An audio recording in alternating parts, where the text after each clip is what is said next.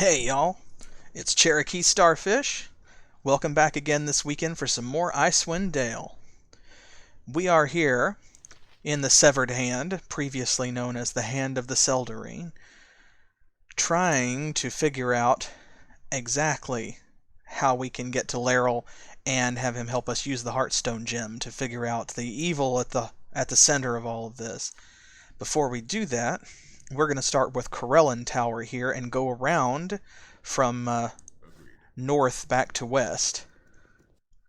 We're going to have to go to all of these towers anyway, so let's get to it. I'm going to have Motmic check for traps. Because there's got to be traps, right?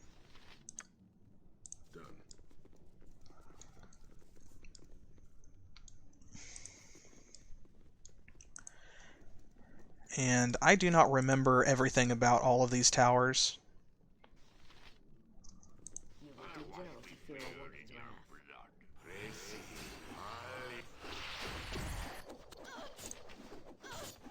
Ooh. Oh my goodness gracious. I must insist on receiving some aid. I would say so.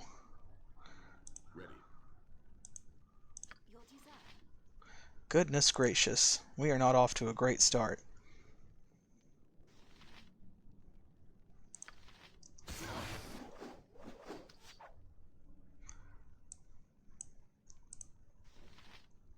I'm not...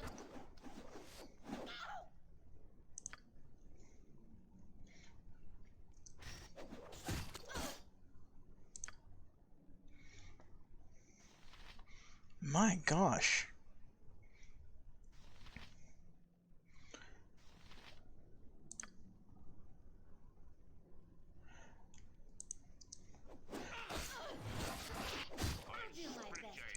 There we go.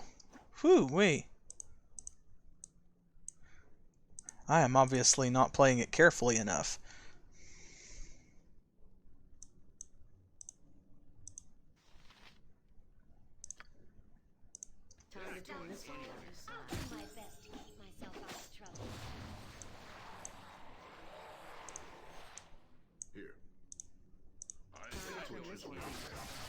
They have really got it in for her.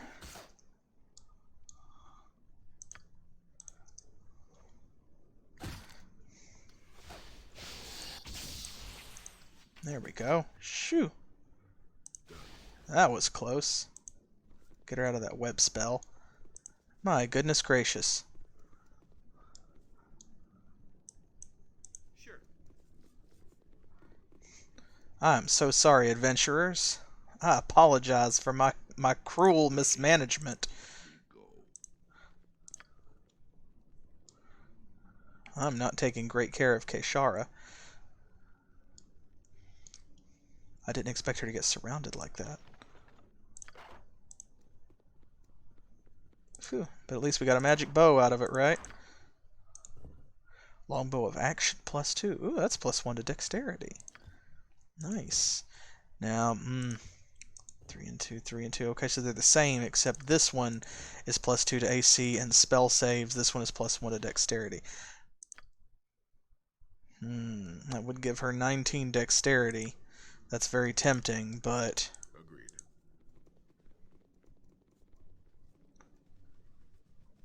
I don't know, we'll think about it. Phew-wee. That was rough.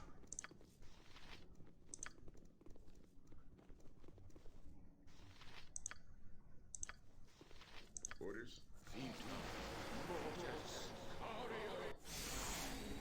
I'm on it. She needs more hit points is what she needs.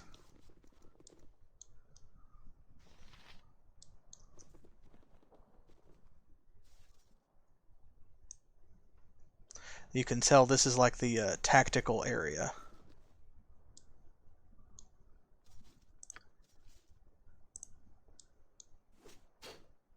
I will do so. I'm listening.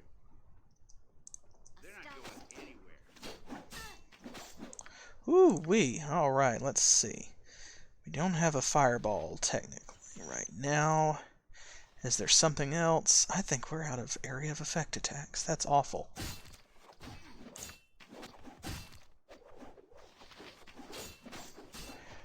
A fireball would be really great right now, but that's alright. They're doing their thing.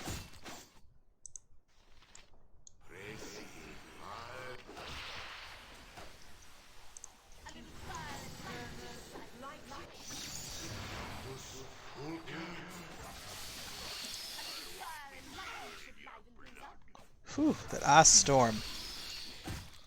I'm on it. Over here, folks, where it's safe.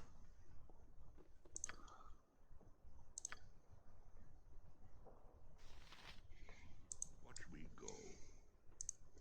A map with miniatures simulating a battle in some land. Presumably here.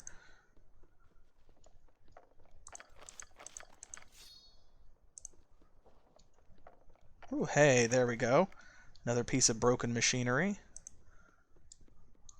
You know we're going to need that.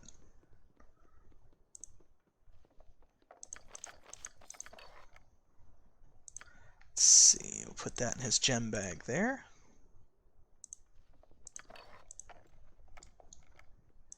Let's gather back down here. I hate killing all of these elfie guys. I mean, they're just shades. They don't know what they're doing. Let's see. Alright, Hatheland leveled up.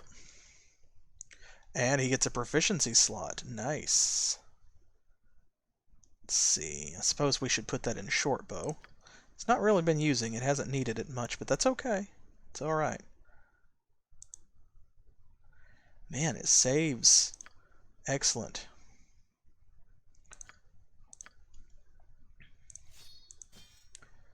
Who has the other piece of broken machinery? I'm actually not certain. Ah, Hatheland's carrying it. We'll give that to him then. Oil of fiery burning. I believe he has those as well.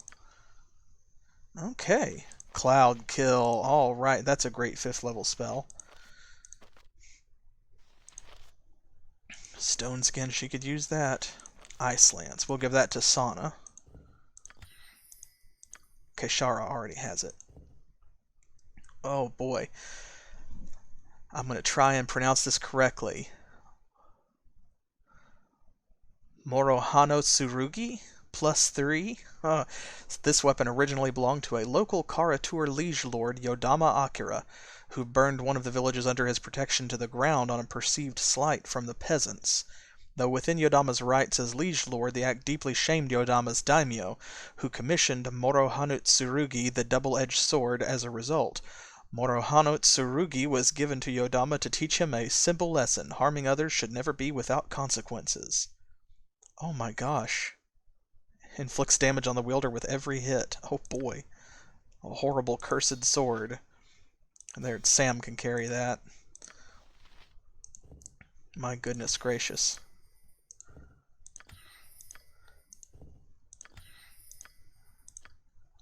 Nice. Nice, nice, nice.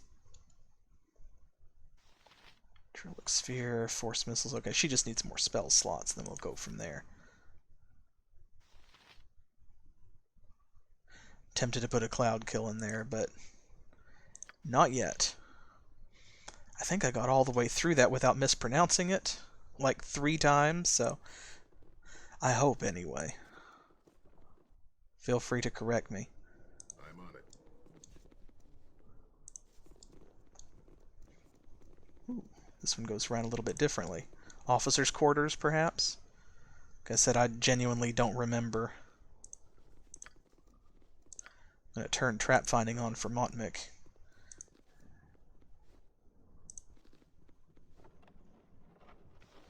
Ooh, remove curse. Well, hey.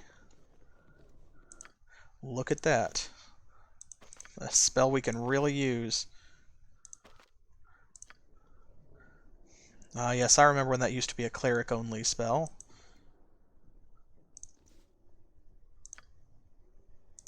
I'm not sure about this. Sorry. Oh, I like how he's like a shade, but he still explodes into meaty chunks.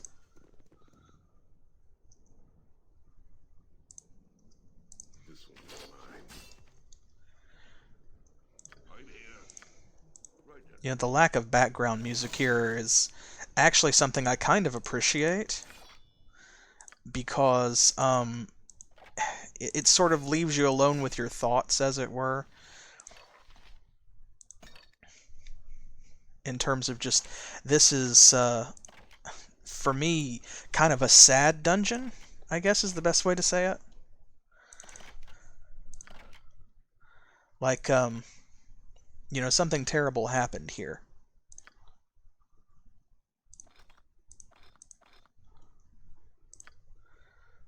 See, these are Arrow of the Hand +2. Ooh. Made during the Golden Age between the Elves of the Seldarine's Hand and the Dwarves of Dorn's Deep. Any expert fletcher will find these to be some of the finest arrows ever made. They are weighted and balanced perfectly and can pierce through the strongest armor. Nice. Nice. Put those up here then. Longsword of Action +2, so once again, +1 to dexterity. Not a bad find, although not as good as what they already have. Ready. Done. But yeah, it just, I feel like kind of the silence sort of drives home that this is, this is not a joyful place. To the butcher's work, then. Darn.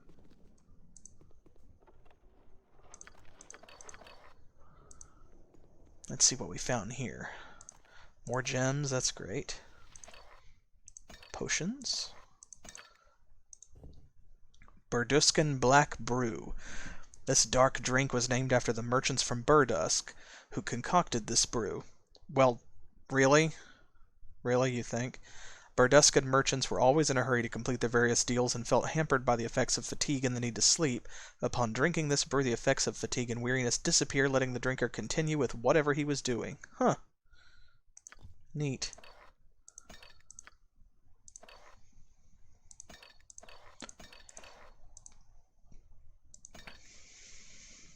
Man, I could use some of that. Like, just on the regular. Talk about an energy drink. There's a whole generation out there that could probably use that.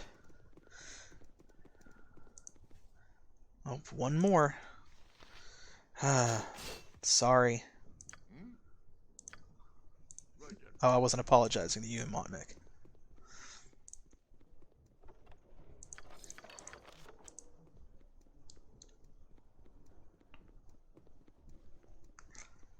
I'm not sure how many floors each tower has.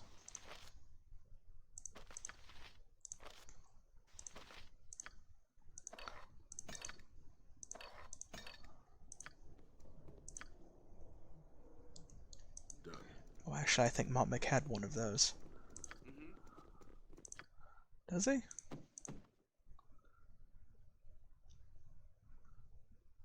Potion of Freedom, yes.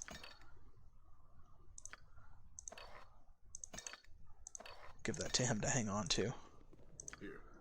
I'm on it. Ooh, hey.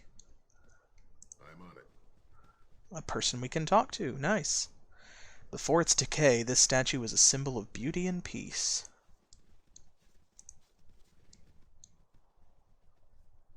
You have my undivided attention. Let's have her talk to this other elf. Peace be with you.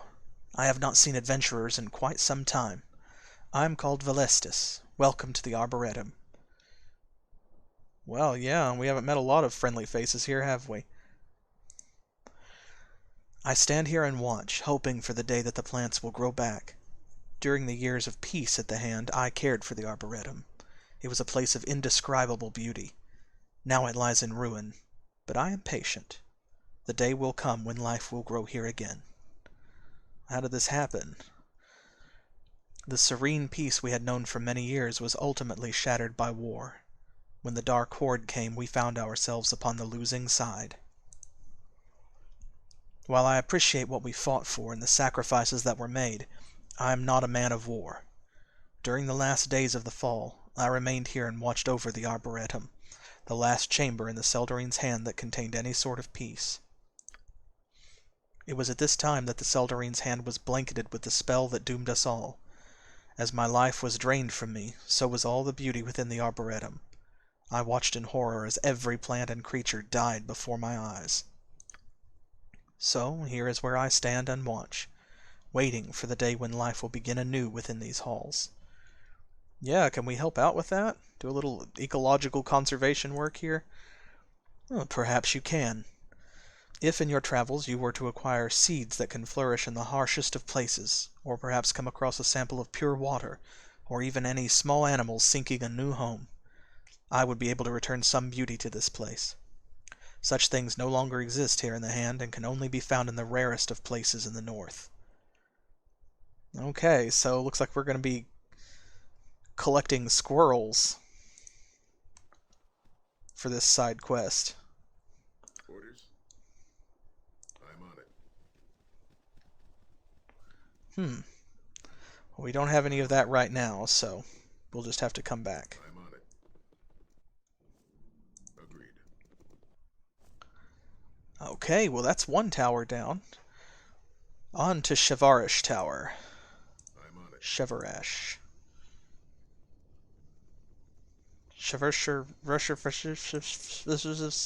Something Elvish.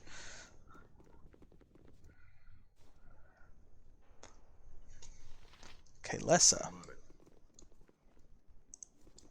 Someone else we can talk to. Keishara, you take center stage there. Adventurers, here in the Hand of the Seldarine, you must have fought past the horde below. Battle ready, I take it. Tell me, why are you here? We seek Laryl. A noble cause. That's something my heart has yearned for. What I wouldn't give to ride once again for such causes. Well met, adventurers. My name is Kaylessa. Was the weapons master of the Hand. With all that said, you must have questions that need answering. Indeed. When the Hand was at the pinnacle of its glory, I trained my people in the ways of combat. No one could best my deftness with the sword or my accuracy with the bow. All my soldiers were honed to perfection. When we were called to battle, it did not take long before our enemies found their forces in chaos and retreat. Those days are long gone now. Any of my soldiers that remain are twisted shadows of their former selves. I differ from them only in that I have retained my senses. It is a curse, knowing what we've become, and powerless to do anything about it.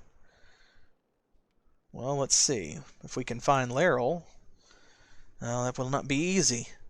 When the Hand fell, he was damned. He is now a Baelnorn, an elven, lich-like creature doomed to live forever. How this came about, I do not know. You may have seen Laryl as you have explored the Hand, but what you saw is not truly him. It is more a sending, a figment of himself that wanders the Hand. Laryl, the true Laryl, is atop Labella's tower. Every time I have seen Laryl's sending, it has rambled on like a village idiot, with one exception. Once, it mentioned something about Laryl's great astrolabe and how it was no longer turning. Ah, that's what our machine parts are for. Laryl's astrolabe is a wondrous device constructed to help him and his wizards research space and time.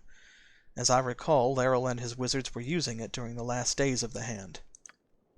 In the aftermath of the Hand's destruction, I found this piece of machinery, which I believe to be a piece of Laryl's astrolabe. After seeing the state of mind of most everyone left in the Hand, I have held on to it and guarded it. The last thing I wanted was someone using the power held within this piece to cause further harm to the Hand. Can we have it? Your intentions may be noble, but I'm afraid I cannot entrust you with this item yet. You will need to prove yourselves first. That's reasonable. We just met. The elves atop this tower were among my most dedicated soldiers. Whatever curse befell the Hand not only twisted their bodies, but twisted their minds as well. They act and live as if in the final moments of the Hand, forever prepared to defend against any intrusion to this tower. My soldiers do not deserve what has befallen them. They deserve to die in battle. They would want to meet their end with steel in their hands upon the battlefield. I would ask that you climb the tower and send them to eternal rest. All right. You have my heartfelt thanks. Return to me when my soldiers are at peace. I'm listening. Done.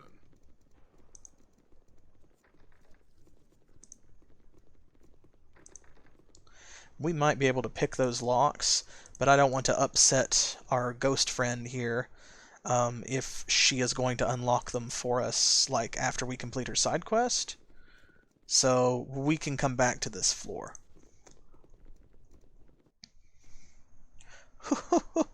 Okay. I'm on it. I'll take care.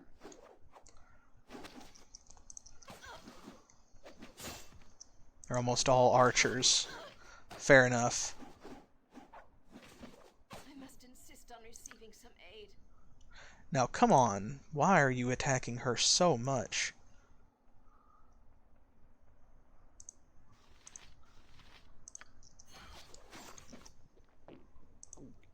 Ready. That drinking noise. Butcher's worth. I must insist on receiving some aid. Okay, we've got to take these guys out because they are beating the crap out of Keishara to the exclusion of everyone else. It's like, come on. I'll do my best to keep myself out of trouble. I'm There we not go. sure about this. They're not going anywhere. I shall see you to your grave. That is what we're here to do. See them to their graves. Take you far. Top of these stairs have been barricaded, preventing entrance from this way, so I'll have to go up this direction. Fair enough. Done. Man, they just... Instructions. I'm not sure if it's just because she's like... maybe first through the door or something?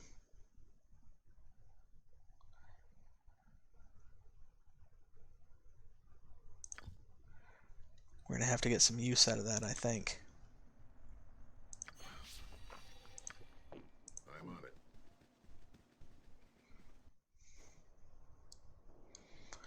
Well.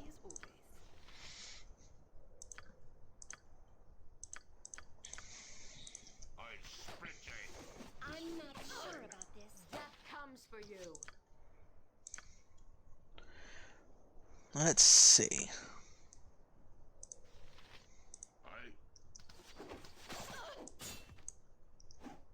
To the butcher's work then. To the butcher's work then. I must insist on receiving some aid.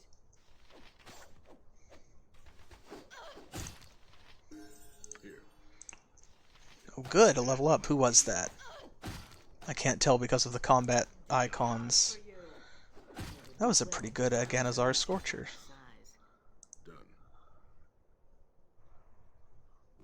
Let's see. Ah, it was Motmic. Wonderful. He's been working hard. He deserves a level up. In Thief, no less. Let's see.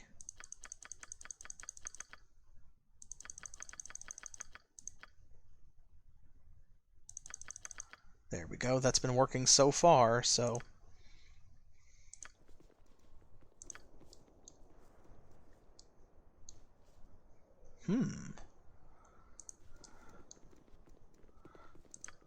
Speaking of which, let's put him to work detecting some traps, make sure that there's nothing untoward waiting for us on some of these tabletops.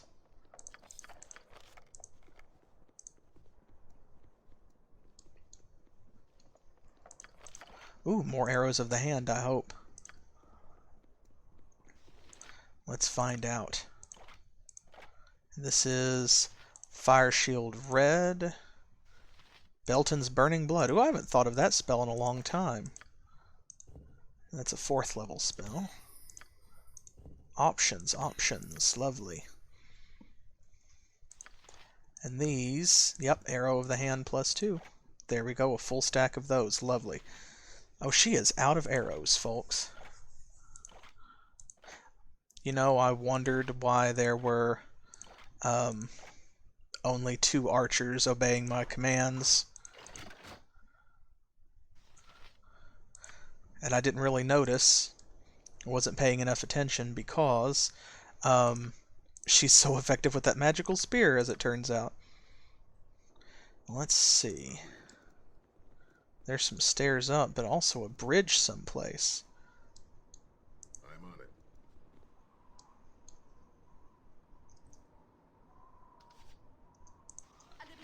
Here I come.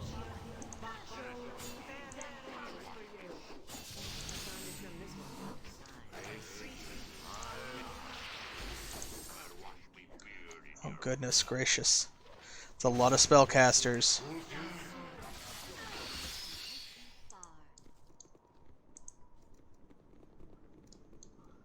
Okay, that goes across to one of the other towers. Let's finish this one first. Agreed.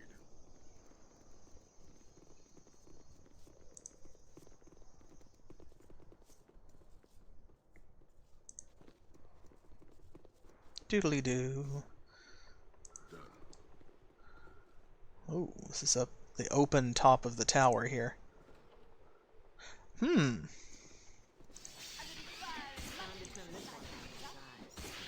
Here I come. The hells come with me. To the butcher's work, then.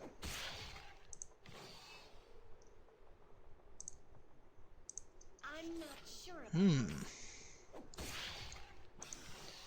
So they just had a stable of horrible spiders up here. Dislike.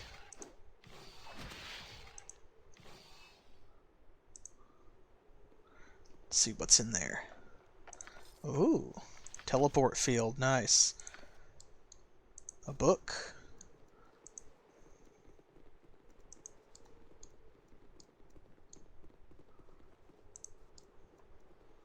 Man, we are very high up.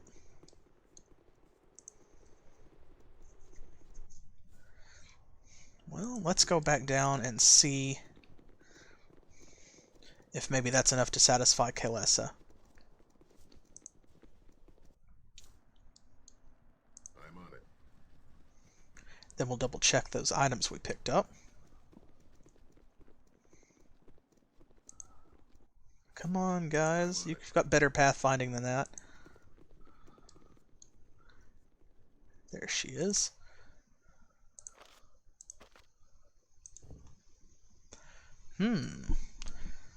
Okay, that's why it literally was a stable. Stationed atop Shavarish Tower are the proud hippogriffs of the Seldarine's Hand. Along with their riders, these mounts serve primarily as scouts, but are sometimes used for missions requiring the utmost of speed. Both rider and mount are trained rigorously to work as a team. Upon hatching, hippogriffs are domesticated to be used as mounts. They are trained in what to eat, various combat routines involving aerial and ground attacks, and to respond to the commands of its rider. Riders are educated in the ways of grooming and caring for their mounts, how to work effectively with this hippogriff, and also in the ways of aerial and ground combat. As a unit, they have proven excellent aerial support in our ground battles and are a proud symbol of the Seldarine. That is unfortunately written in present tense.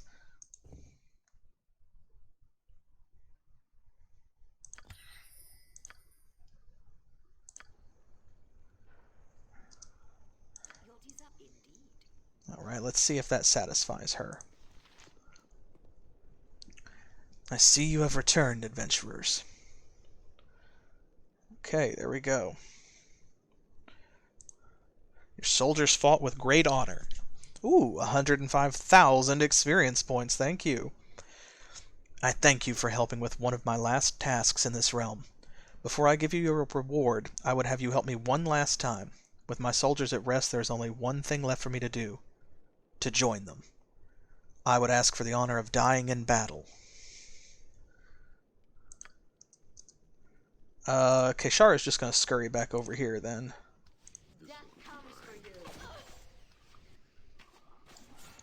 Okay, well, that's what she wanted. Agreed.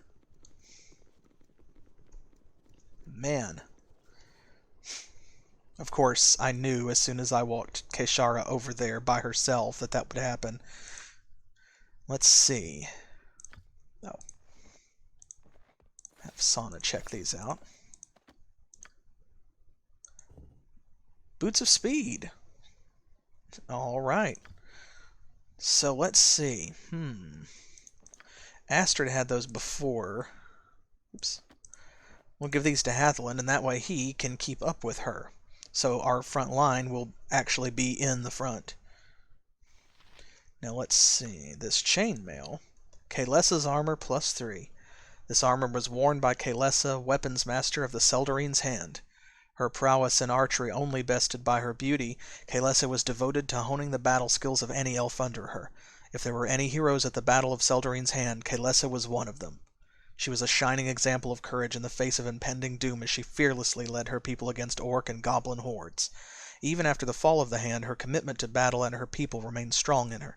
Her last wish was to die in glorious battle. Wow. +1 to dexterity, 20% cold resistance, -2 thieving skills. Spellcasting is not disabled. Hey now. You know what I think this means? That is usable by bards.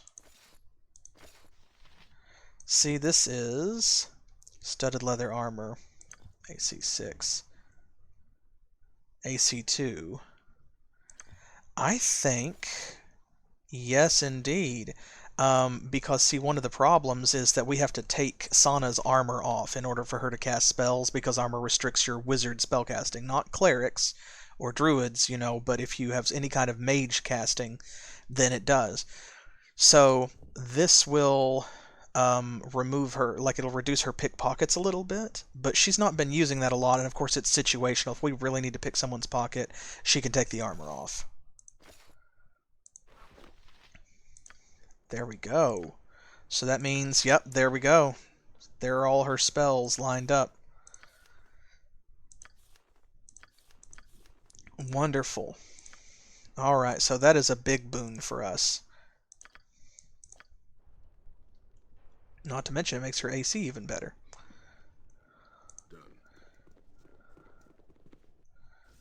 Okay, well that's another tower down. Yeah, I mean, that's how it is, right? Naked people are the stealthiest. Because, I mean, think about it, it kind of makes sense.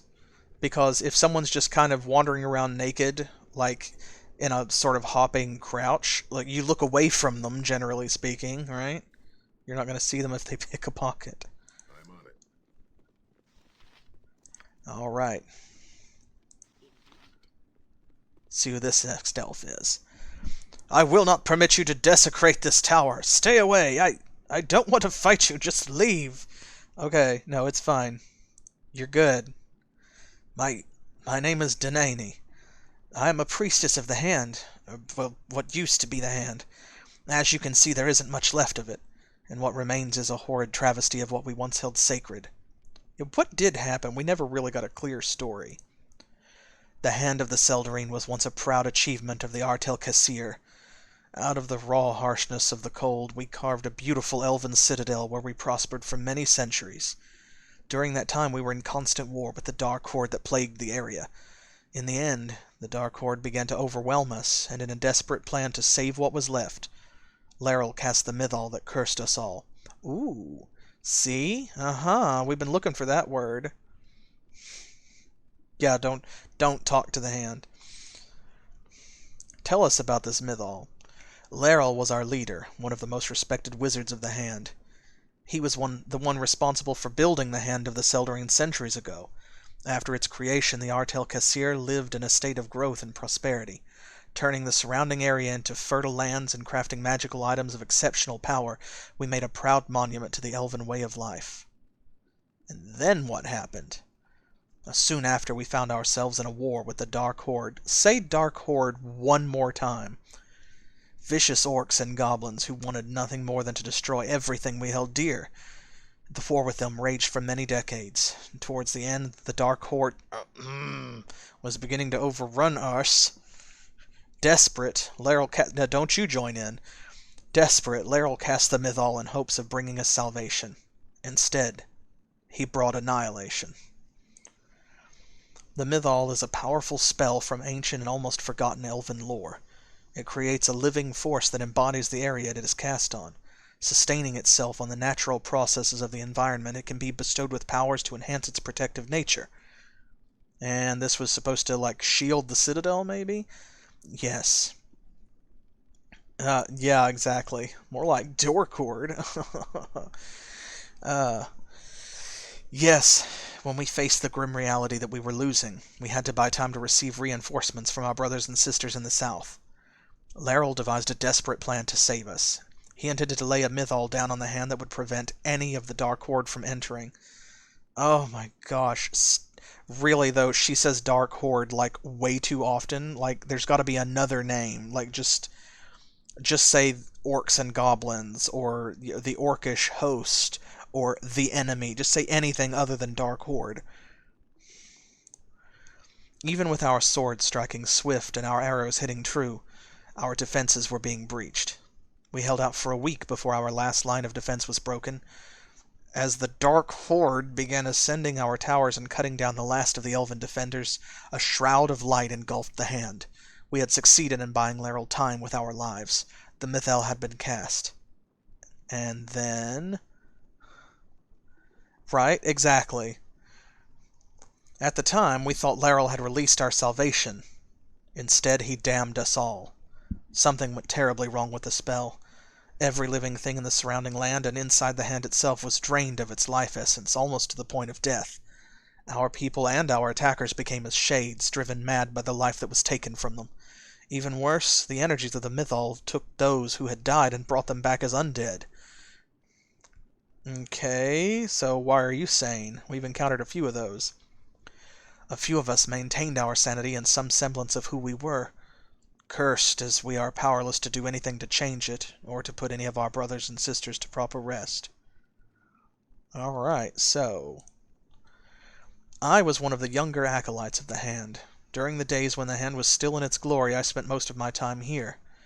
As you can see, this level of Solanor Tower was our shrine to our gods. Here is where the elves of the Hand spent some of their free time worshipping. Okay, and there were other priests? As with everyone in the Hand when Laeral cast the mythal, we were drained of our life essence and transformed into this blasphemous state of existence. Except for myself, the priests now haunt the upper levels of Solanor Tower, completely void of soul and consciousness. They are condemned to live this way unless someone can put them to rest. I'll do it. You would not be killing them. They are already dead. Please, I beg you, I would do it myself if I could. In this ghastly form I am powerless to bring them peace. All I ask is that you grant them the eternal rest they deserve after being condemned for so long. That's an interesting theory. It certainly makes it more palatable than to just think that it was like an oversight in editing. Okay. I'll need some time to decide, because I want... Here we go. I wanted to go back to this. Tell me about the shrine. In its former glory, this shrine was a monument to our elven gods. The statues and adornment pools were built by our most talented artisans. Flowers blossomed year-round in the small garden. We had a simple ritual where we would take a flower from the garden and place it on one of the adornment pools as an offering for our prayer. As you can see, these same pools are not even fit to look at anymore. Until I can find some holy water to purify the pools, they will remain this way. Maybe we could find some holy water. Let's see. I think...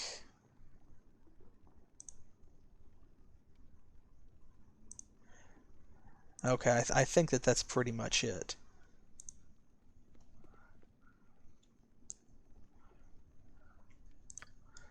So...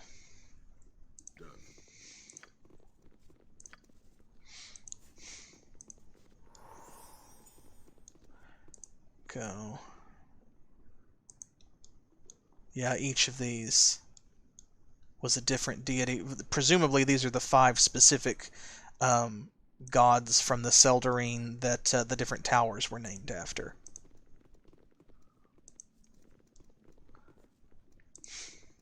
I don't know if they're in order of like where the towers are actually placed or not.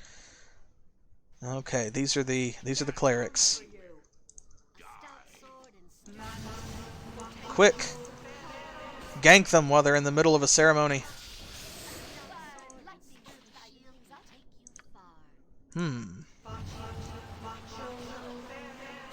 Leave our rear alone. They're not going anywhere. I'm sorry, that sounded very silly.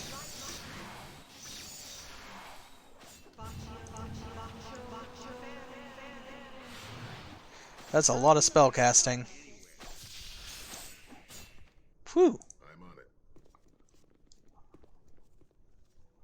Well, rest in pieces. Watch me go. You can kind of hear some faint, like choral, sort of churchish music.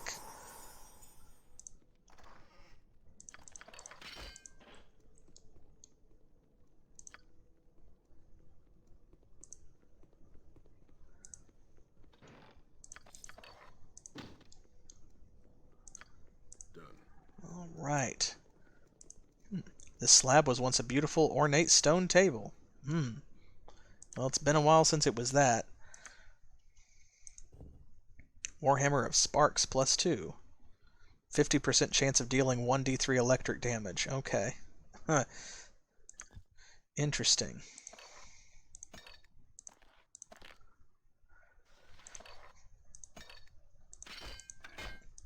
I kind of like that, though. And that it doesn't deal electric damage with every hit guaranteed. It's a it's not a shocking warhammer, it's a hammer of sparks, right? So it's spitting sparks kind of unreliably. Okay, well, let's get started. They're not going anywhere. Let's just cut our way through here.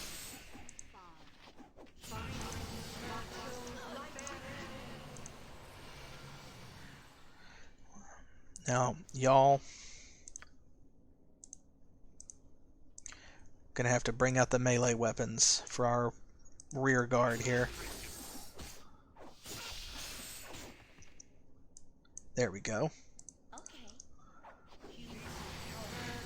Ooh.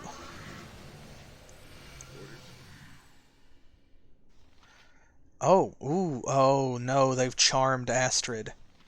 That's why she's like that. Okay. She's beating the crap out of Sam. I see. These all... It's going to be one of them. Well, we'll see what we can do about that. Let's see. We have... There we go.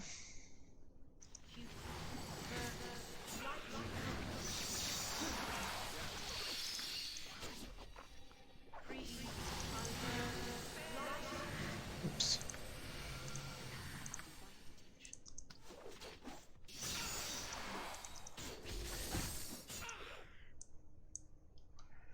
Doodly-doo.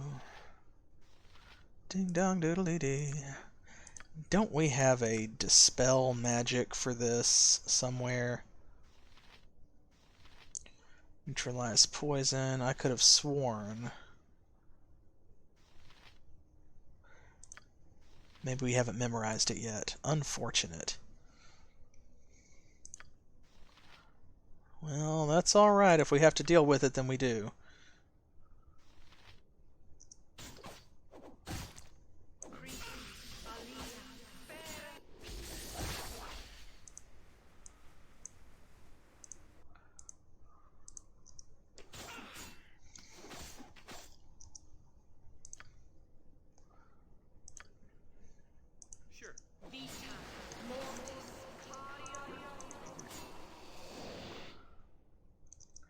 Man. I'm on it. Astrid is just out to kick some butt. I hope that charm spell doesn't last for very long. Oh boy.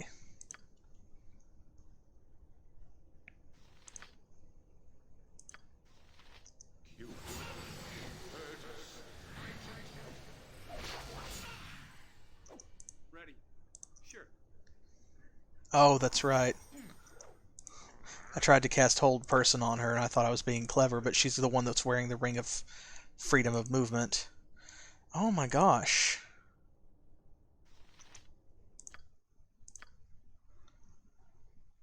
I have no idea how much longer that's going to last.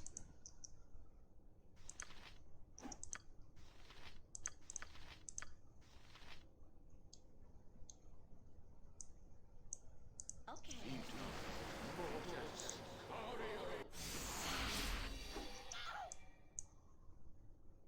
Done. Oh boy. Well, this is the worst thing that could possibly have happened.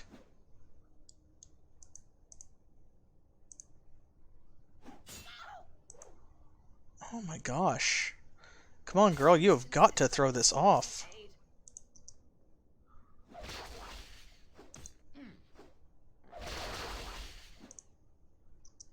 Do we have anything for this?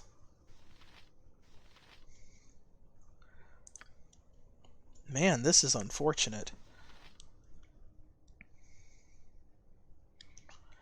Oh, yeah. Yeah, that could be bad. Remove paralysis. This, yeah, it kind of feels like that. Yeah, we've got nothing. So what that tells me, though, is that we are overdue to memorize something. Let's see, remove paralysis, holy smite, cure medium wounds. We're gonna, that's empty anyway, and we have lots of cure spells. There we go.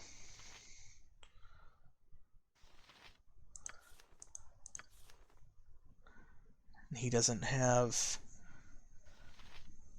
unfortunately, anything else. That's the closest thing that he's got.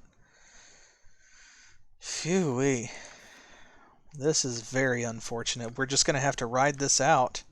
Please, someone help me. Done. Need some help.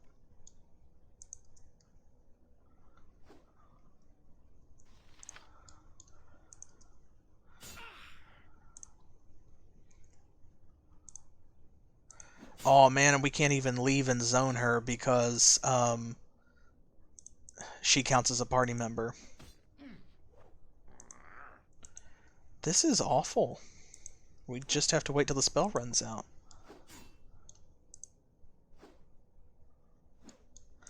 Well, I mean, there you go. Need some aid. I don't know about that. All I know is that she's still charmed. There we go. My God.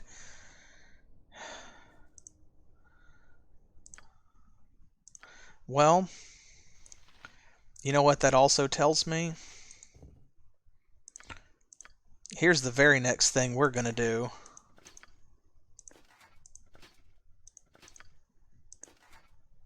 She gets that helmet of charm protection because that's not going to happen again. Because she almost killed us. Look at that. She almost killed Hatheland too. And I mean, we can't fight back against her. What else are we supposed to do? Other than just put her down. Phew-wee. And his save versus mind control is going to be better than hers too. So, like, that's probably for the best because fighters have the worst magic saving throws. Golly. Well, the idea originally, you may recall, was to make the cleric immune to charm because he could cure other people, but then, you know, didn't actually give him a charm removal spell because it hadn't happened yet. Isn't that always how it is, though? You know, you think and you plan and you prepare for something that's going to eventually happen. Oh, there we go. Good. Piece of broken machinery. But until it actually happens... Phew. Okay, potion of strength transference. Ooh, permanent -1 strength +1 dexterity. Interesting. I think it's about time for a rest.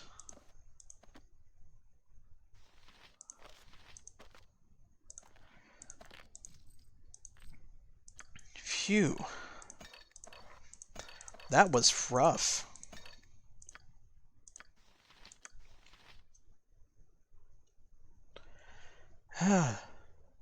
I mean, generally that's going to be true, but I don't know that the AI is, like, smart enough in this game to aim for someone who specifically has low will saves, quote unquote. Versus, like, you know, if we were playing actual Dungeons and Dragons, then that's what would happen because someone would know. Symbol of Corellin Lorethian. It's given to many of the warriors in the hand of the Seldarine. Symbol is a reminder of the epic battle Corellin fought against Krumsh One-Eye. Anyone wearing this will find special focus while battling orcs. +2 Thaco. Nice. Well, can't go to her. She's already wearing a necklace. She needs to keep that on. He's got one. She does not. They don't need it, so we'll give that to Sana then, because both of them already have a really, really good attack roll.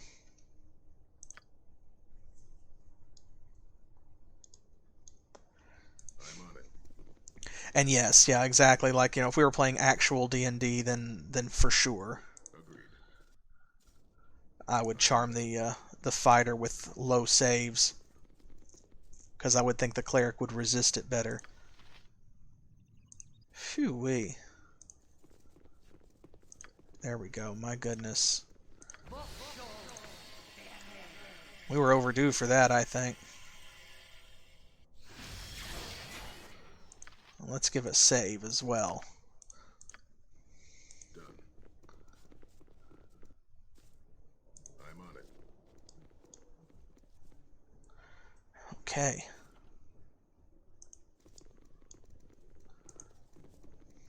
Well, one at a time. Let's see what's behind door number 1. Ah. Ghosts.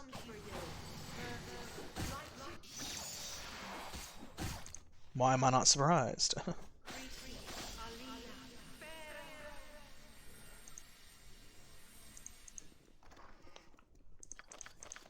Oh, I think we just found something. Excellent. Now, I believe that cask we just picked up was a quest item. Go Flame Strike. It's an attack spell for him. Courage. She already knows that. Healing spell. Potion of Fire Resistance. Yeah, exactly. Like, that was just horrible. And here we go. Yes, Barrel of Holy Water. See, been blessed specifically by the Priest of the Seldarine's hand, so we can take that back to her. Symbol of Sahanine Moonbow. It's given to those elves of the hand of the Seldarine who explored various nearby areas. The wearer has the limited ability to cast divine magic that allows him to find traps and discern the alignment of anyone or anything in the area. So, there we go. Cool. Has 5 charges. We'll probably just sell that, I think.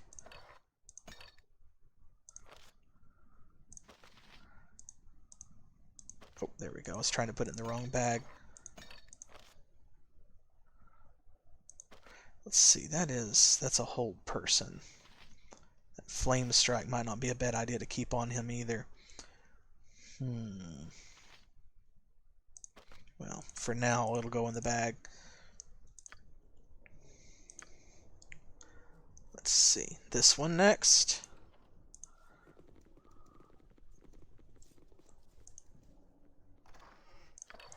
Potion and Flame Strike.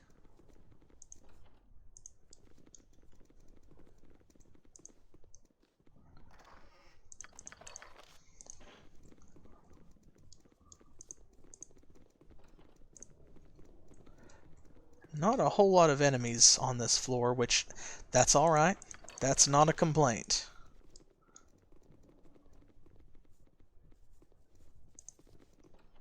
Oh, there they are.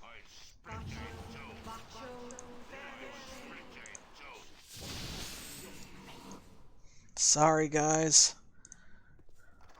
Trying to remember we're doing you a favor, technically. Consider it done. Alright. Let's see what our not at all ill-gotten spoils are. This side, Sam. There you go. He did it. Okay, let's see. Remove paralysis. Remove curse. Oh, good. There we go. It's an actual scroll we can use to write the spell.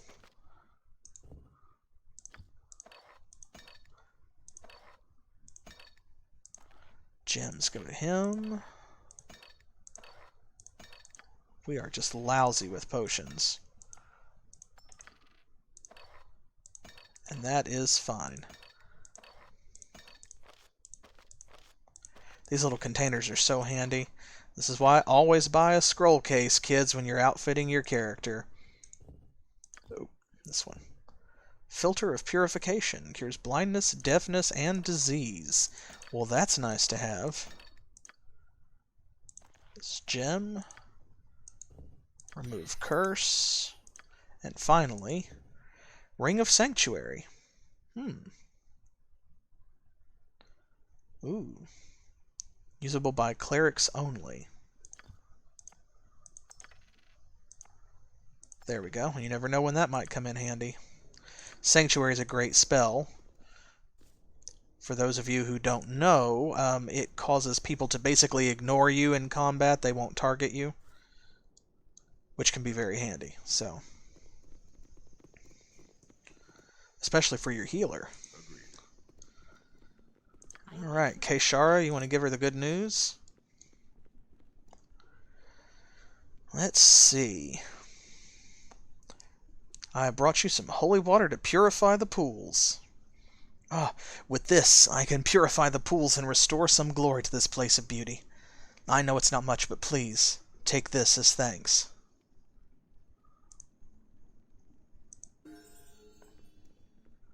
Ha-ha! And she gave us a helmet, as well as another 105,000 experience points. Ooh, look at this. Sune's Laurel of Favor. This wreath of laurel leaves and roses was a gift from the Church of Sune to the priestesses of Hanali Salaniel at the hand of the Seldarine. The representatives of the human goddess of love and beauty were well received, and the high priestess of Hanali Salaniel wore the laurel whenever humans were visiting the hand. The orcs discarded the laurel as useless trash when they sacked the priest's tower. AC +1 and Charisma +1. Nice. Nice. Well, let's see who's got a helmet. They do, he does. I think she might be the only one who doesn't at this point, yeah. And that's okay with me, because she could benefit the most from improved charisma, too. Shazam. There we go. And Keishara leveled up. Good. You've been working hard. Good, good, good. Ooh, that's what we really needed. Level 3, 4, and 5 spells. So let's see. 3. You know, I feel like she could probably use another fireball, don't y'all? There's been a couple of times when I would be glad to have one. Level 4. We've got some interesting level 4 spells. Now we have a teleport field. We've got Dimension Door, Burning Blood. We've got Resilient Sphere, Minor Globe of Invulnerability. We've got Stone Skin. Goodness. Okay, let's see. She's got Force Missiles, which is a good single-target blasting spell. She's got Vitriolic Sphere, which is a good small AoE. So, Burning Blood is a dot. 3d4 damage every round, and it makes it really hard for them to concentrate. It doesn't work on the undead or things like elementals. Yeah, Globe of Invulnerability is pretty good, too. Let's see, is that this one? That just straight up makes you immune to spells of 3rd level and below. That's definitely not bad, because that means she can stand right in the middle of a fireball or a lightning bolt and be fine. Let's see. 1 round per level, it's not bad. Resilient Sphere. That traps somebody in a force sphere. It also works on friendly creatures. We could have used this to trap Astrid, perhaps. Stone Skin. Yeah, this makes you immune to like a certain number of physical attacks. So, I'm feeling either Resilient Sphere or Globe of Invulnerability. What do you think?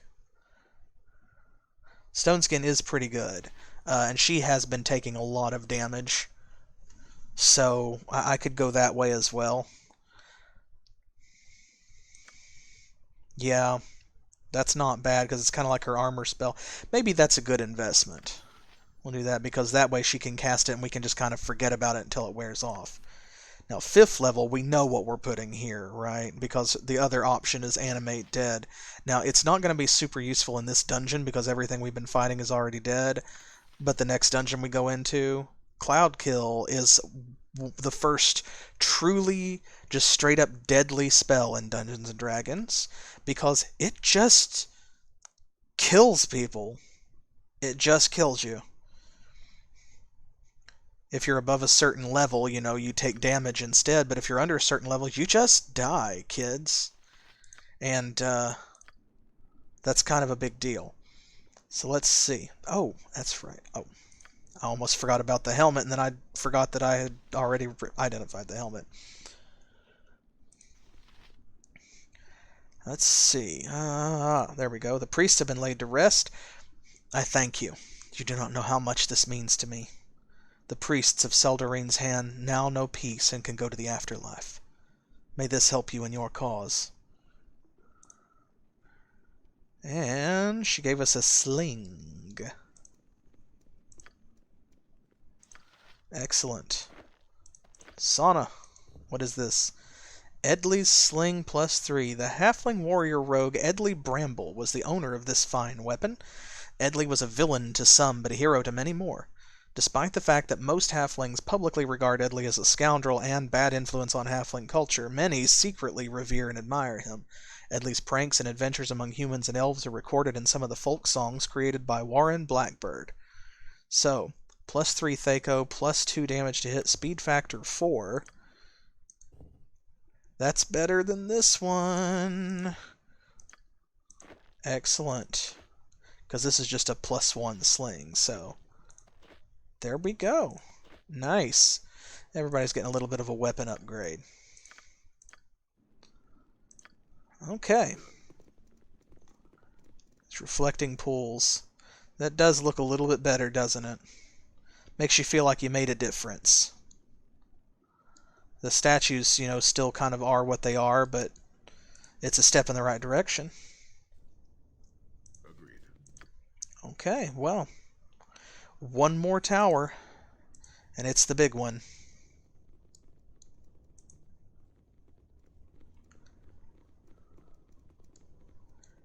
Yeah, I do too. It's kind of like that Ishgardian restoration thing in Final Fantasy XIV. It's like I like having a permanent effect. Oh boy. Oh, he is thrilled to have exploded this tower.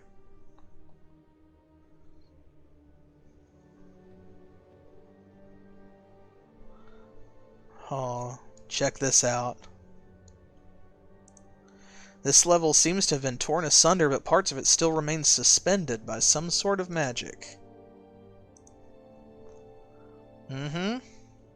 Now you see why I didn't want to go across that bridge before. Because this chunk of the tower we can't climb. And let's see, I think, is it Corellan Tower? Agreed. I believe it's this one.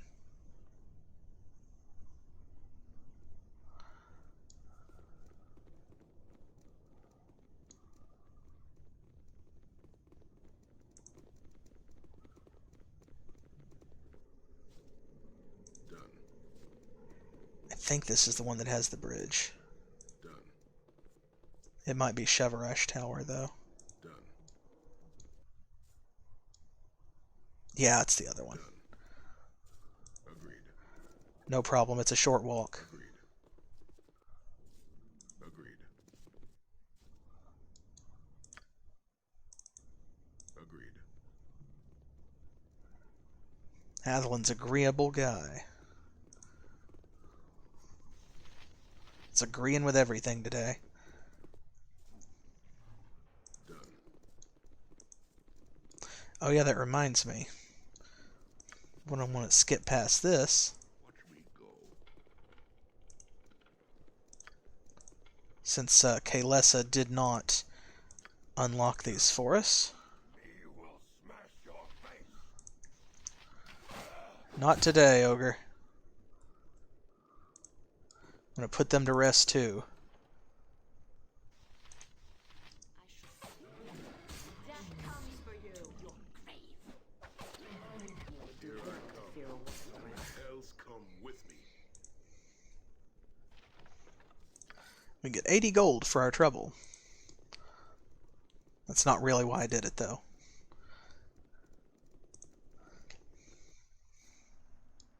Okay, it's mostly why I did it. Done. Let's head up this way and back across that bridge. Y'all are killing me. There we go.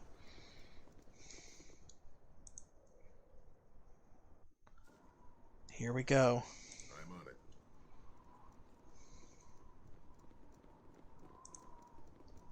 This will take us where we need to go. I know. We need to gather our party before venturing forth. Done.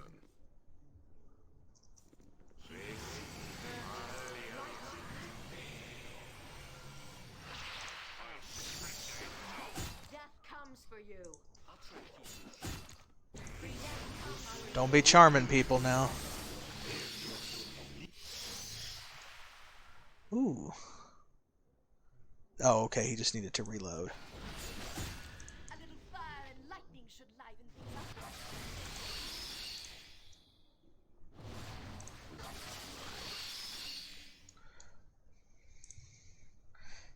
Go. Consider it done.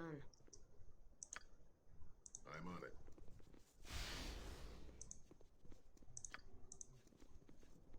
Everyone who can get out, do so. There we go. Oh, almost got out. Done. Shoo-wee.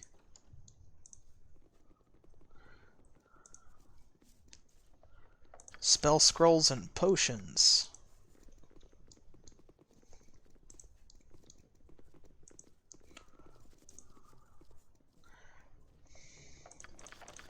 So much stuff.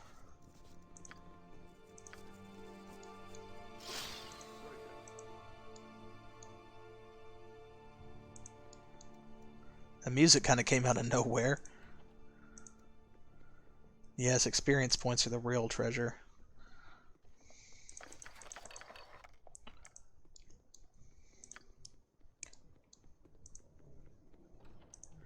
These are the wizard's quarters. That's a hole in the floor. That's where the stairs used to be, and you can see the floaty bits down there. Very technical term, the floaty bits. Alright, let's see. Greater Malazon. Maybe for her. Improved invisibility. This is Secret Word. And Remove Magic. Diary of Yvain. And a robe. Who else picked something up?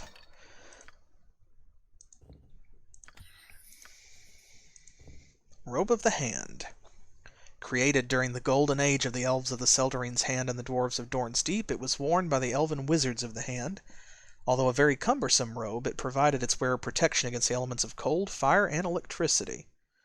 Huh. That -2 dexterity is kind of a big deal, but that's a great amount of protection. That's pretty good. Let's see.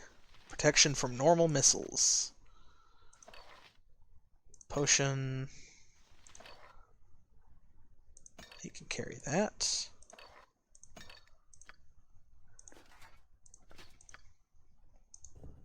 Secret Word. This is a kind of a weird spell that they got rid of later on. See, it dispels one spell protection of 8th level or lower, like Globe of Invulnerability, Spell Turning, and so forth. Remove magic. And improved invisibility. Nice. So it has come to this. The orc and goblin forces grow stronger with each victory. Where they attain the weapons of the Alliance is still a mystery, but I believe in my heart that it was not through the dwarves. We have succeeded in stifling their advances, but it won't hold for long. We have taken severe casualties, and our forces are dwindling rapidly. Negotiations are over with our former friends. We are now in open conflict with them. As much as I love my father, I blame him for this. Ever since we discovered the weapons in the Horde's possession, Father has been completely irrational. Any discussions had with our former friends ended in bitter accusations and resentment. He adamantly believes that the dwarves betrayed us and listens to nothing they have to say in their defense.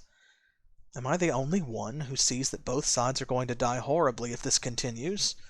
Father does not see reason in putting aside hostilities with the dwarves so that we may unite against our common enemy. I spoke to him of going to Dorn's Deep to approach our old friends. He lashed out at me in anger and sent me out of the astrolabe. I now make preparations to leave home and ride to Dorn's Deep myself. I know in my heart what must be done, and this is the only way. Perhaps I have more of my father's stubbornness than I thought. Not sure if Yvain is Leryl's daughter. I think that's right. This is a clear ion stone. Has had many owners over the centuries, from the thief who carried it as a good luck charm to the ogre who thought it to be the world's smallest crystal ball. It was once even used by a gnome as a prosthetic eye, although its properties did not improve her vision. Eventually, the stone fell into the hands of a group of elven wizards. It is uncertain whether it was used for research purposes, or merely worn for protection against hostile magic. Unlike common ion stones, this one appears to be colorless and almost entirely transparent. 5% magic resistance. Nice. Dex plus 1. That's tempting to put on somebody. Does he... That protects against critical hits. You know?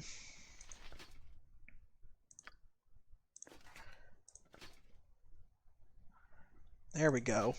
That's probably a little bit better, because this helps nullify critical hits, but he's not getting hit that often. 5% magic resistance, that's a 1 in 20 chance of just ignoring a spell, right? Agreed. Alright, come on.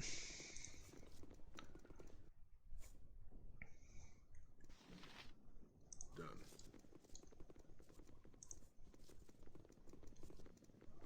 Ooh, look at this library. Nice.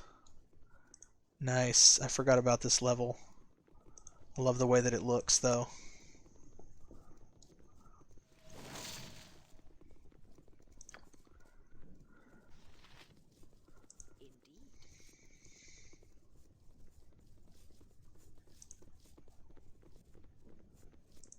Oh my gosh, come back.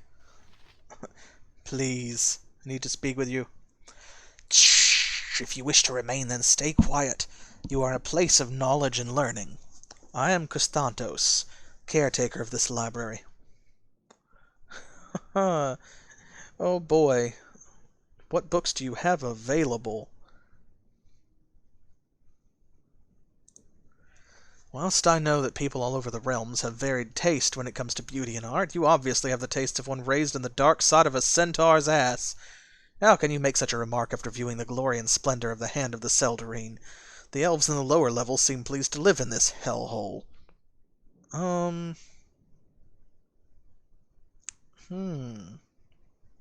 you think we should point it out to him, or just apologize? I wonder if he knows. I honestly can't remember. It's been too long.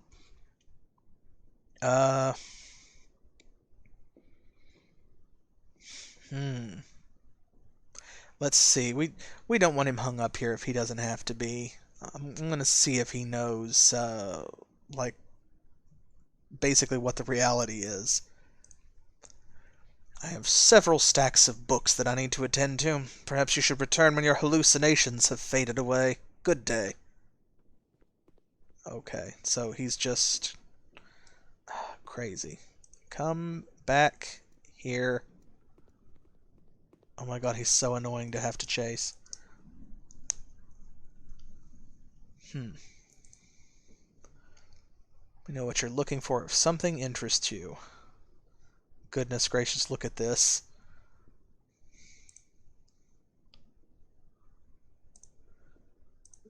Yes, I'm just going to borrow all of these.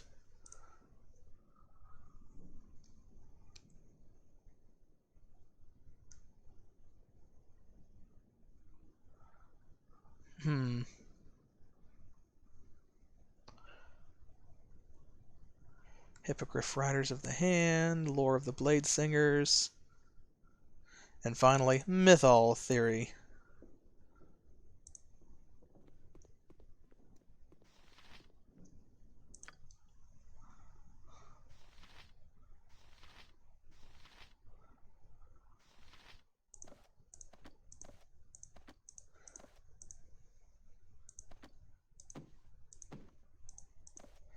There we go. I'll put some of these in that bag of holding. Oh god, it actually bumped her like scroll case out of the inventory. Why did it do that? That's weird. These others I think we can mostly sell. But the Mythal Theory, we know who will be interested in that, right?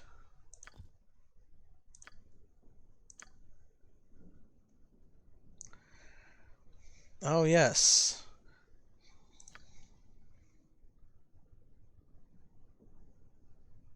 Let's see. Let's go up to the journal. I kind of clicked past that. Kustantos made an interesting comment about an elven warrior who had visited him recently. She took a book with magical artifact sketches and a book about unicorns. Agreed. That's the one that he said was kind of loud and rude.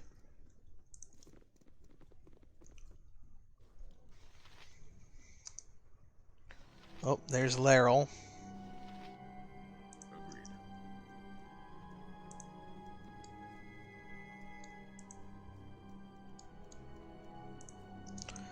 Well, if that dramatic little musical sting didn't tell you, we're here.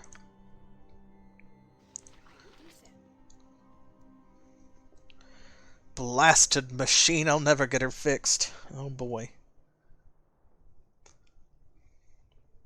Who are you? Ah, you waste my time with this pointless chatter. My name is Galareth. During the days when I was alive, I built and maintained this hunk of junk that used to be an astrolabe. How did you end up here?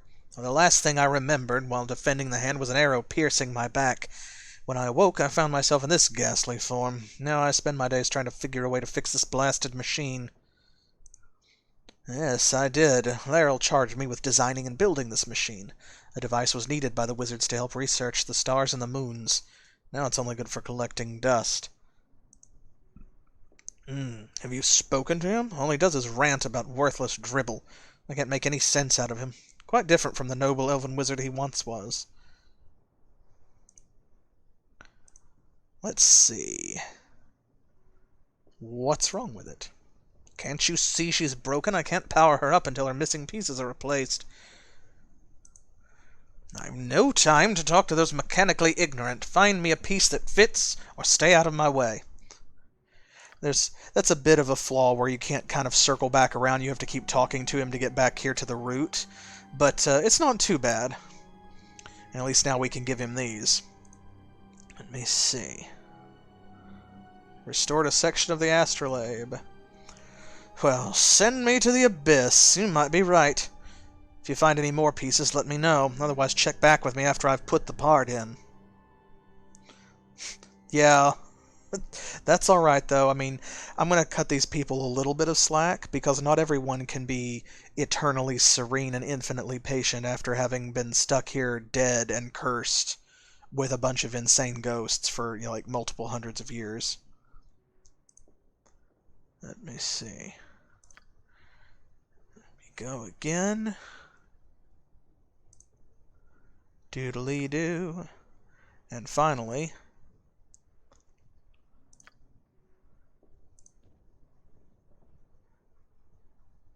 Bam. Ta-da! Look at her. Isn't she beautiful? You have my eternal gratitude for helping me fix her. May Carlin guide you. Indeed. Come here, Laryl. Greetings, adventurers. Pardon me while I gather my thoughts. Who are you, and what has just come to pass? That's a lot of paragraphs. So, yeah, I should have talked to him before I handed all of those pieces over, but basically what happens here is that the astrolabe is tied to his sanity, sort of, and so he's completely incoherent when you try and talk to him before restoring the astrolabe. After giving all of those pieces to Galareth, he comes back to his senses.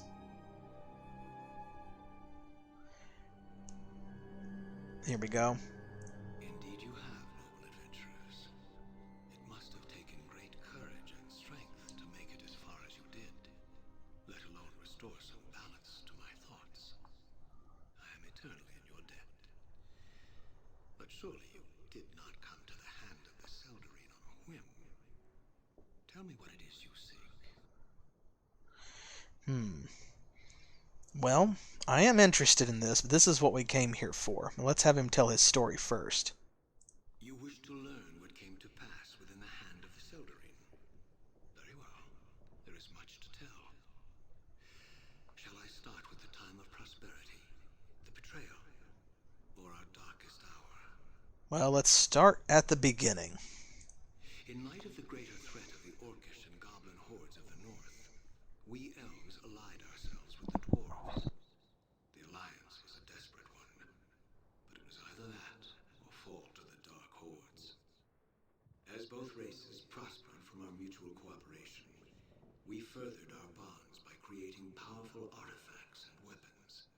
Delicate dwarven craftsmanship combined with ancient elven magic yielded items of great power and unsurpassed beauty.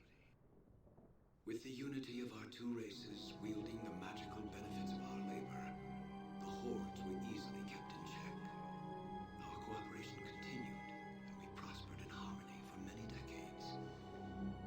Until the betrayal. Dun dun dun! You will need to be patient, as this is a bitter subject for me. A great debate ensued with our dwarven allies regarding the magic items created by our union. It seems the greed inherent in all dwarves could not be contained. They wanted to begin selling our magic items to the other settlements in the north. Preposterous, I told them, to allow others access to these artifacts, all for the sake of profit. I was appalled, but not surprised. Dwarves cannot resist their selfish nature for long. My people and I were adamant that the humans were not to have any access to any magical artifacts. After many months of debate, the dwarves conceded, and we thought the issue done.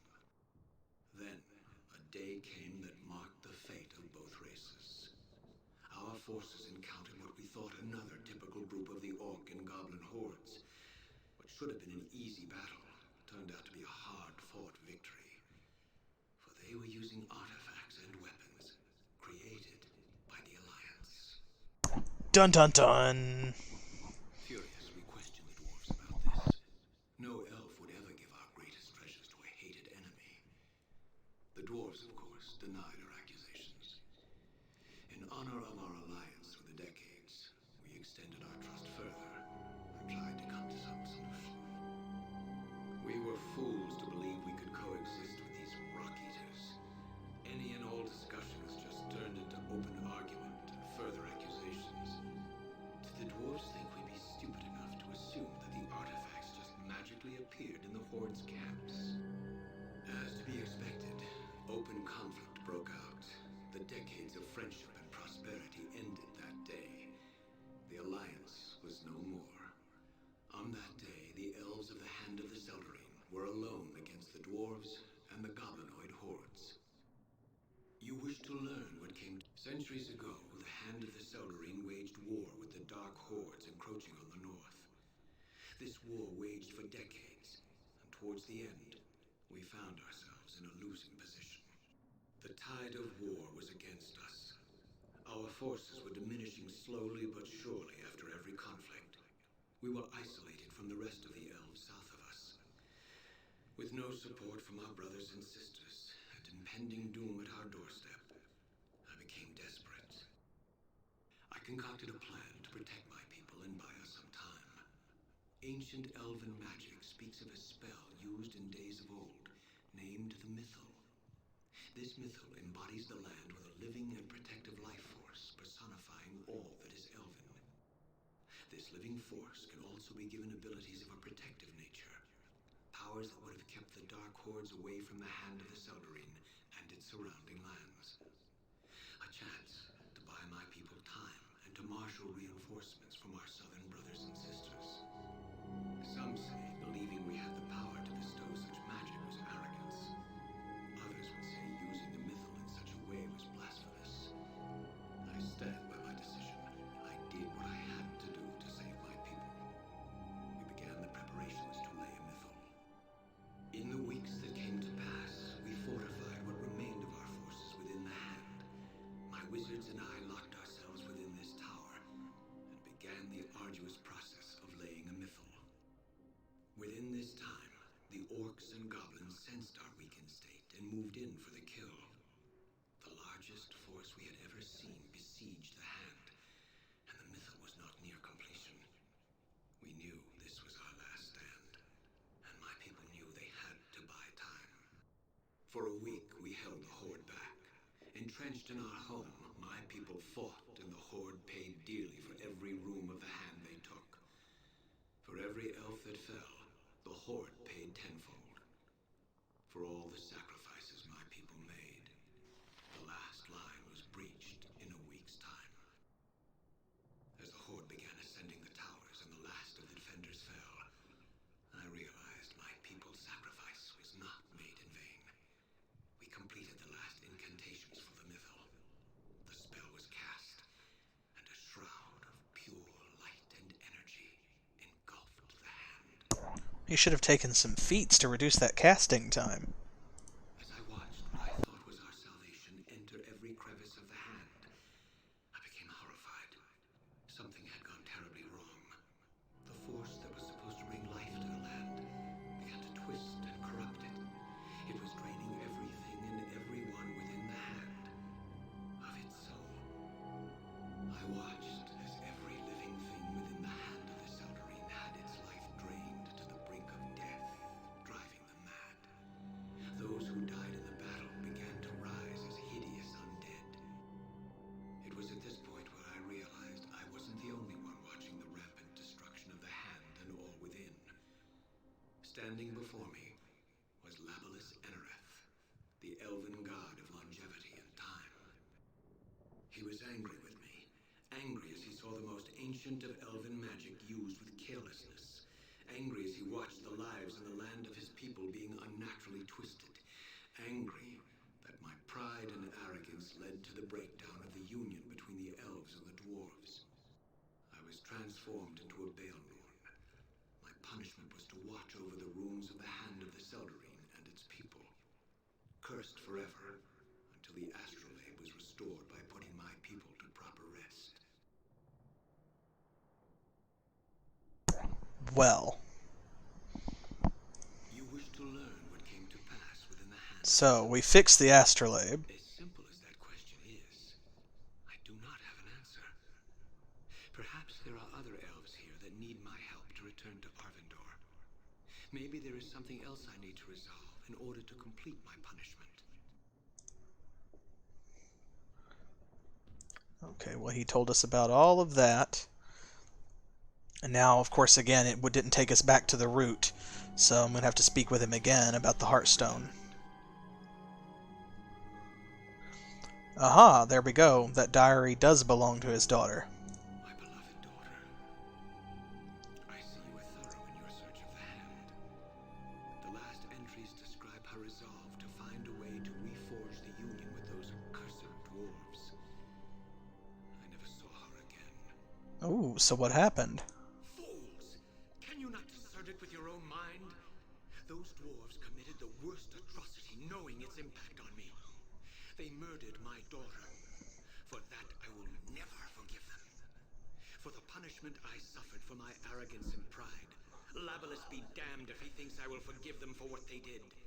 I would stay in this cursed form, never to see Arvindor, if it meant I could make the dwarves pay for their crime. Leave now. I will not speak of this anymore. Well, there's why you're still being punished, my guy. I am certain that your daughter is alive, and the dwarves were innocent, and it's probably all tied into this evil that we're fighting right now. And until you learn that and get your, head on straight, You have returned. you're gonna have to stay in timeout. Very well.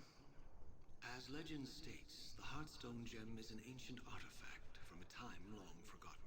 Yeah, he does. Its most notable owners were the druids of Kuldahar before one within their circle stole the gem.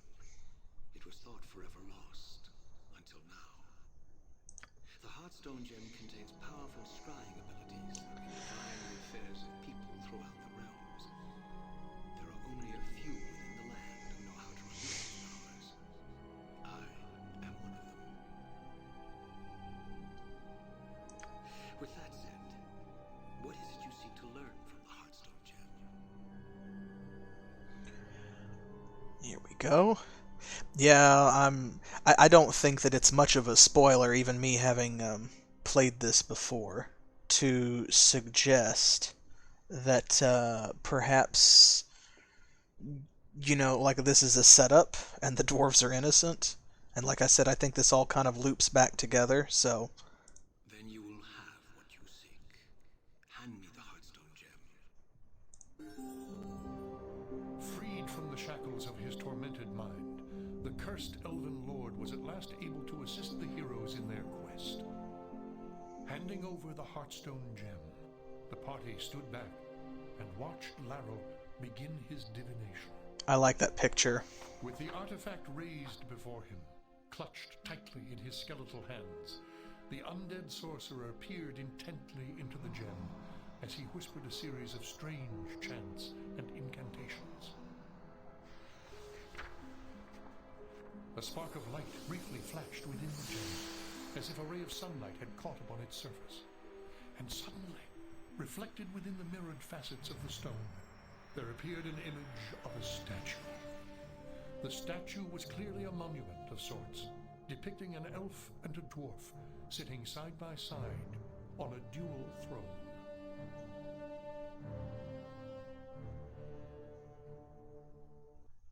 Even if Labalus' curse had taken my eyesight, I would still recognize that home. What you have seen is Dorn's Deep, den of the betrayers. In here is where the wretched dwarves holler out their home. Rude. Be warned if your journey takes you there. If any of the dwarves remain, expect no quarter, for they will give none. Believe none of their lies, as they will all lead to treachery. If you do decide to venture forth to that dwarven vestige of evil, then I will mark its location on your map. Also, I have the power to take you there if you wish. Yeah, he's way more than powerful enough to just teleport us, I'm sure. Let's see. He could just send us to Kuldahar. We'll be back here at some point, because once we find out what's really going on in Dorn's Deep, especially if we talk to his daughter, we'll have to come back here. Not to mention, there's the Arboretum, where we're going to be bringing seeds and that kind of thing for that side quest. So, even if there are a few things that we still want to do here, I think it's okay to leave for now. But we do need to go and sell some stuff, so I'm going to have him take us to Kuldahar.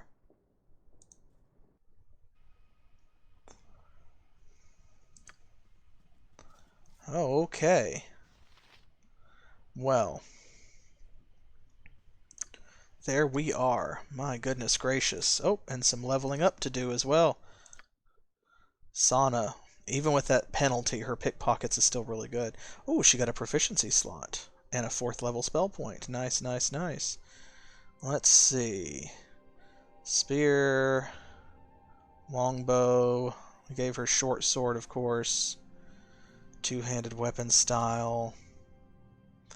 Not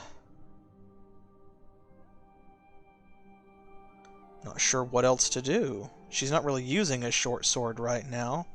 I suppose if she was going to, she would need single weapon style because we're not going to give her a shield. Yeah, that's what I was thinking.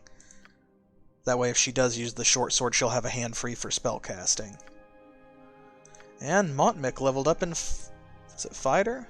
Oh no, in Thief again. Okay, here we go.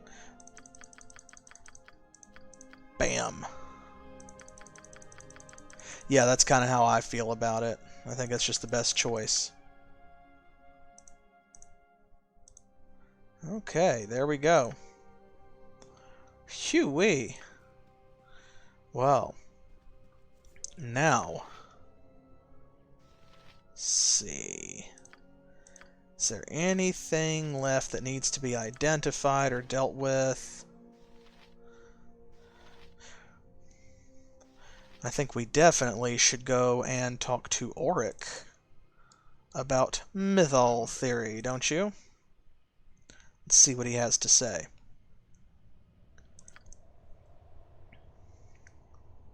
And then on the way back, we can hit up Girth's shop and sell some of those books. And then we'll go visit Conlon and sell all of the swords and so forth. Clear out that inventory a little bit.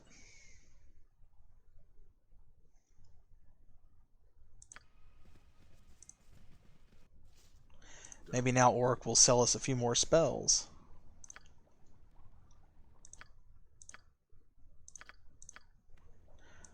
Come on, you old coot. Let's see. I'm pleased to see you haven't gotten yourselves killed yet.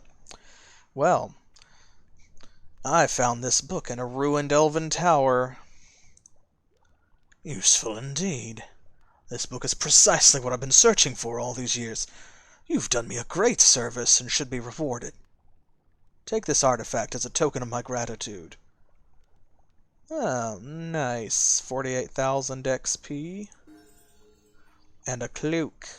Ooh, and Sam leveled up. Hey. Hey. Nice. Some 5th level spell slots. Let's see. 4th level. We have a neutralized poison. We have a protection from evil. We need... Is free action... That doesn't work on Dire Charm. I was hoping it would. Death Ward...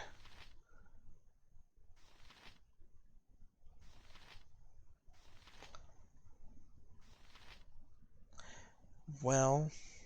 Holy Power... Is this a mind control spell?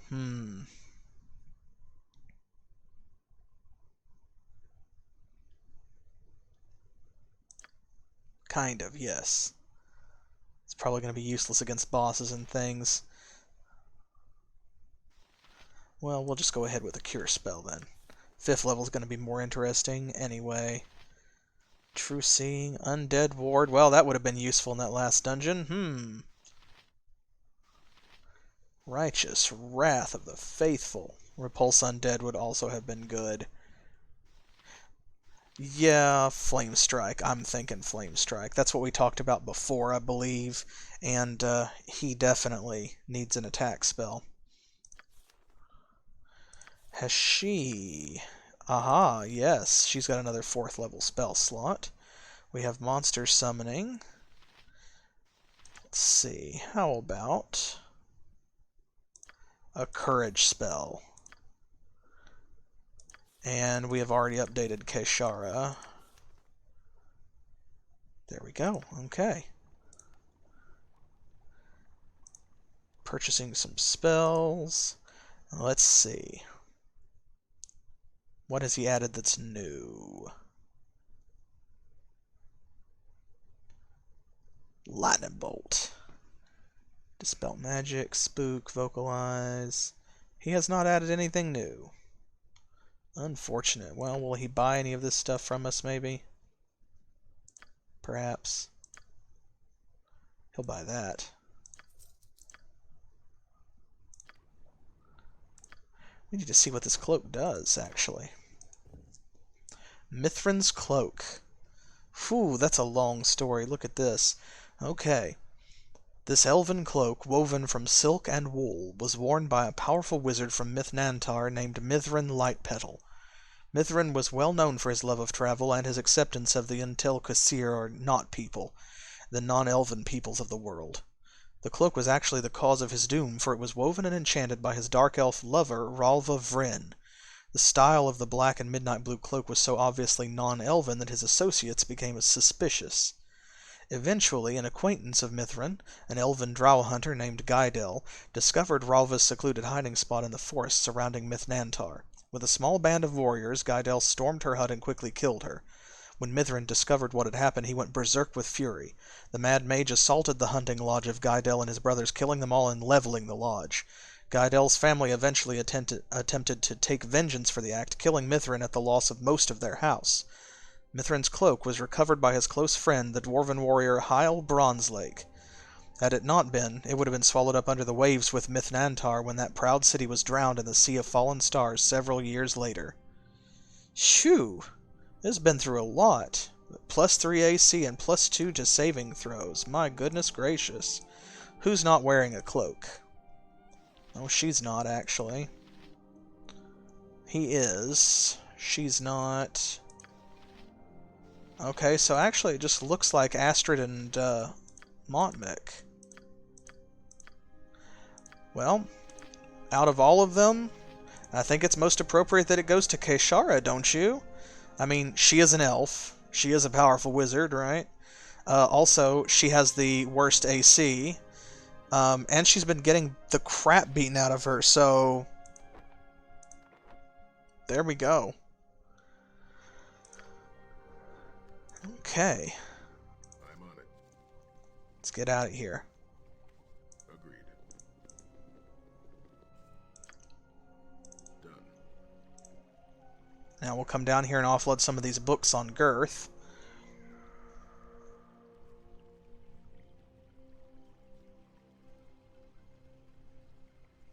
And even with those boots of speed, Astrid is still much faster than Hatheland. Agreed.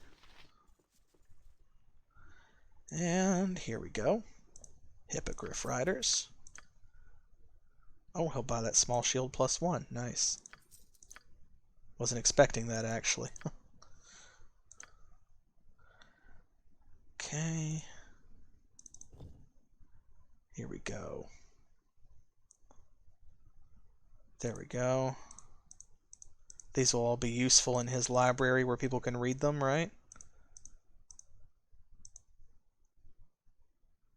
Yeah, I think a lot of times that is unfortunately true.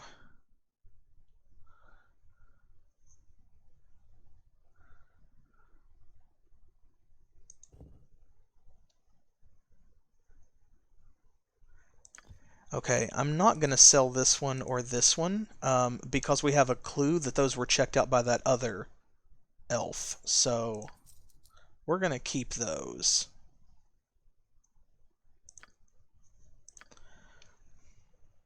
But yeah, no, I agree. I think that a lot of times, unfortunately, that becomes kind of a missed opportunity.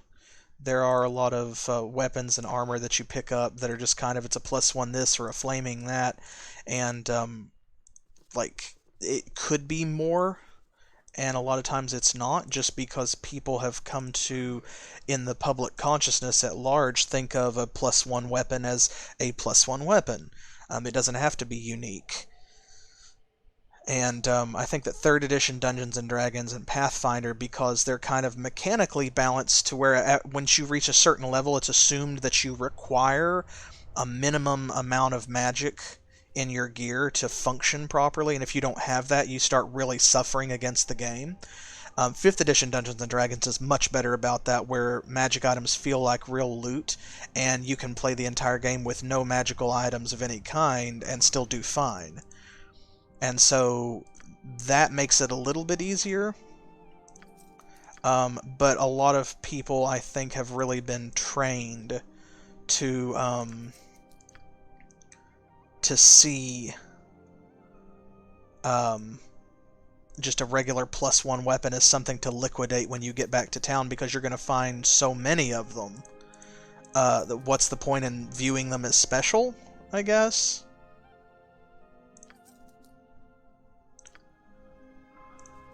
They just kind of are what they are. They're, you know, it's like finding gemstones or art objects. It's just cash in another form, waiting to happen.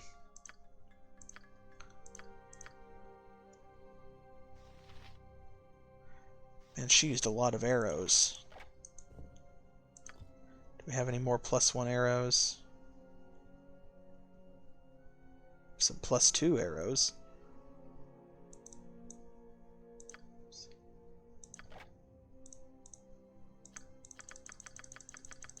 Okay, all of them. There we go.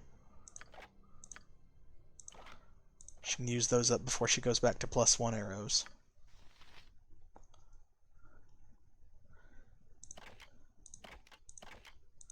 There we go. Same for him. They have gone through a lot of ammunition. I think we're mostly okay, though. Yeah, I think we'll be good. He doesn't even have any arrows. Shoot. Well, I'll regret it if I don't buy him some. I'm on it.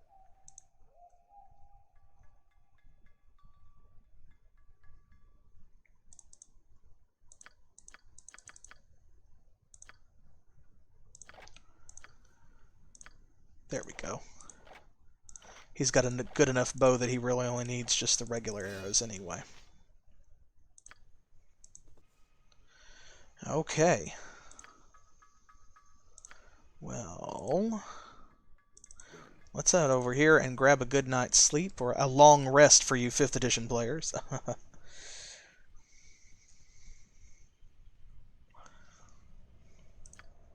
Yeah, I highly encourage people to, especially in a relatively low magic game like some 5th edition games tend to be, where maybe you're not going to find a firebrand or an ice brand or you know, whatever. Maybe you're only going to find a +1 longsword.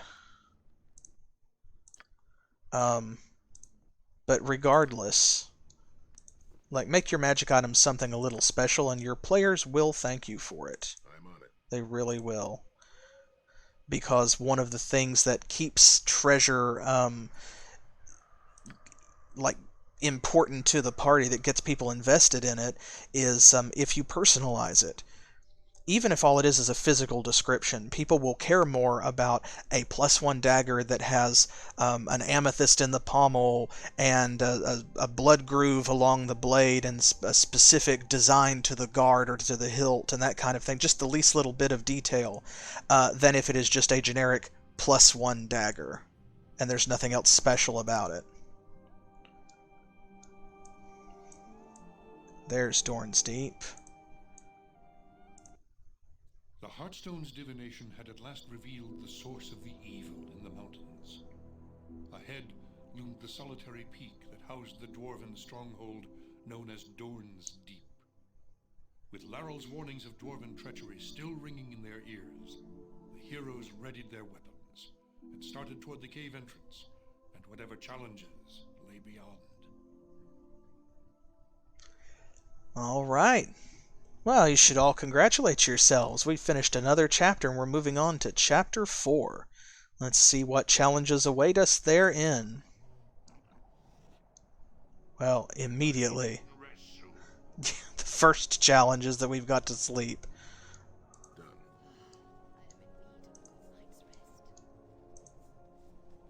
Yeah, nobody's going to be fighting their best this way. Ooh. You halt! This is Hatheland. He's not a big fan of goblinoids. No. No matter. You die now.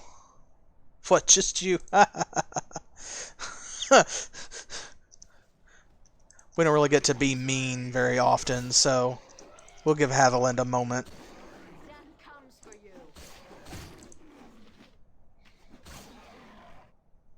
Lol, says Hatheland. You would do well to fear a woman, Brown. Fire and lightning should liven things up. Nice. Just what you need at the end of a long walk like this, of a long, uncomfortable trip through the snow and so forth, right? A good orc smacking. Ooh. And this immediately just got a lot more dramatic, which means that this is going to be a great place for us to call it a night, I do believe. So, man, we got a lot done tonight. People have leveled up quite a bit. They need some rest, but man, we're kitted out really nicely with some magic items. Got some great weapon and armor upgrades in that last dungeon, and have plenty of things to look forward to in going back to the Hand of the Seldarine, or the Severed Hand. But not before we investigate the depths of Dorn's Deep, which we will begin trekking down into next time. I hope that you will join me then, next Saturday at 7 p.m. Eastern Standard Time, New York and Miami time here in the U.S. And if you're not already subscribed and you enjoyed this stream, then please do subscribe to my Twitch channel, and you'll also find links to my YouTube channel, where I will upload this video as soon as I can tomorrow, and to my Twitter, as well as to Pillow Fort if you use Pillow Fort, and to my Facebook page. And you can find updates on my streams and other stuff that I'm going to be doing there as it comes out. So keep an eye out on things like Twitter for polls and questions that I'll ask you guys, what games we should play next, and so forth. And I hope that I will see you next weekend. I think it's time for bed. Yeah, because I'm agreeing with Sauna, so... But anyway, it's been great to have you along. We'll see you for some more Icewind Dale next weekend, and until then, as always, thanks for playing.